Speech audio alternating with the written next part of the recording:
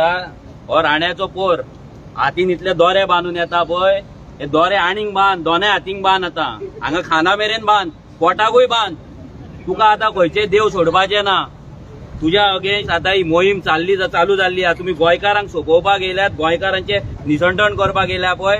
आयच्यान तुजो हो ब्लॅक डे पळय, तुजो काबार जावपाचे दीस तुझे सुरू जाल्ले आहा.